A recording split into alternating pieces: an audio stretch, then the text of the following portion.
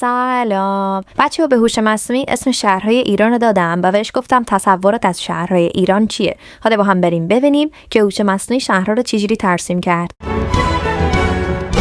ای ایران، ای